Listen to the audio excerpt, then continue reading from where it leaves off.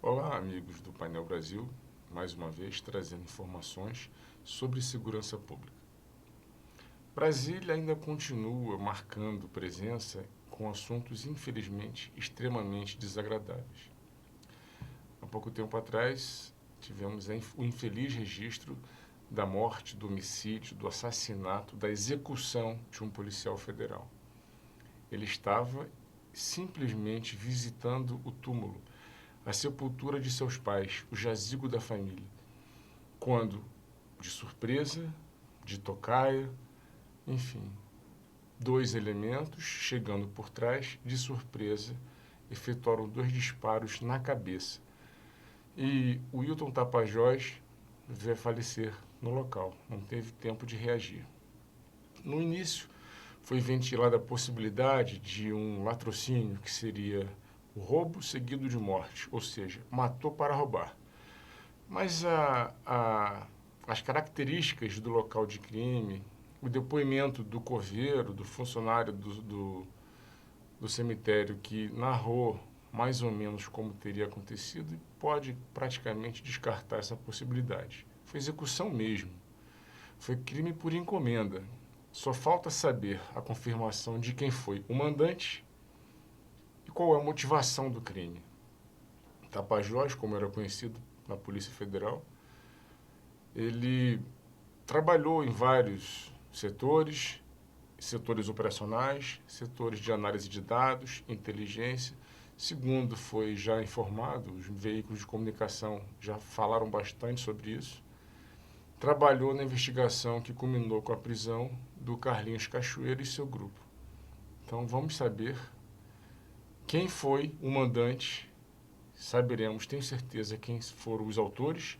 Agora, quem é o mandante, qual a motivação do crime, isso é muito importante para a Polícia Federal, para os policiais federais e para a sociedade, que espera que não se permita mais, não se tolere mais a impunidade.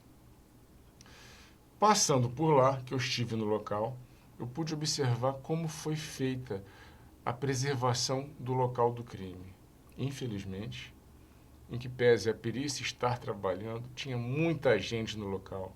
Talvez o sentimento por ser um policial, mas não pode ser assim. O trabalho tem que ser feito com seriedade. Fica aqui um aviso, um alerta e uma crítica. A polícia tem que aprender a trabalhar com seriedade.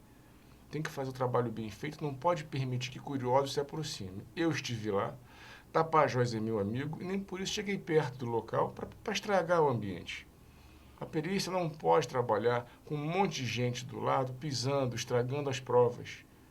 Então foi coletado um material, mas nós temos que ter a certeza, a seriedade, que vamos talvez aprender nos seriados americanos.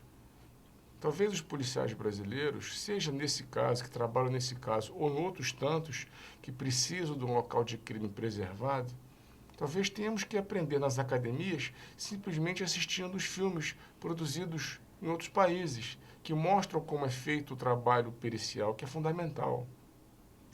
Alguns crimes fabulosos, fantásticos, inacreditáveis foram descobertos por conta do trabalho da perícia.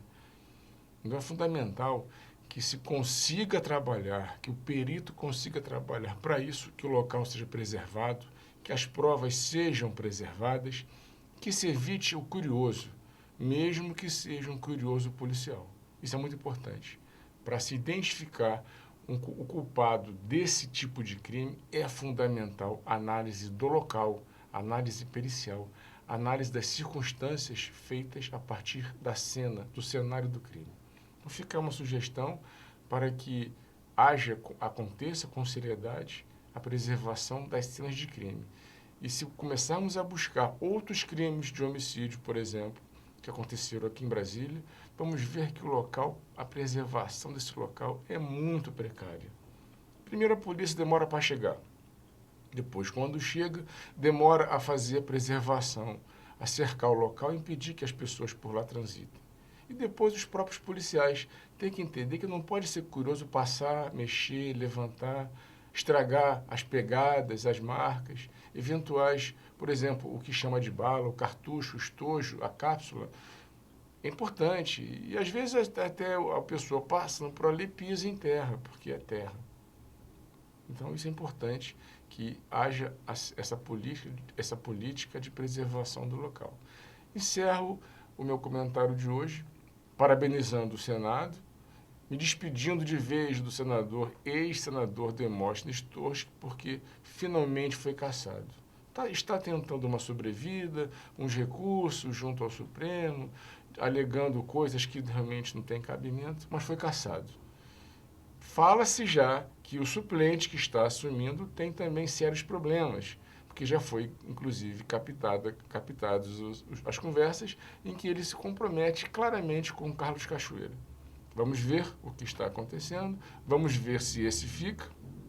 Lembremos-nos que Carlos Cachoeira é casado atualmente com a ex-esposa do seu suplente, que todo mundo sabe que a origem é duvidosa dos recursos feitos e usados nas campanhas de ambos, tanto de Demóstenes como de seu suplente, já que é uma chapa majoritária. É chapa, é todo mundo junto no mesmo barco. Então, fica aí a despedida e que nunca mais apareça no cenário político e que tenhamos condição de contar com pessoas sérias que nos representem junto aos poderes públicos, legislativo, executivo e judiciário. Até breve.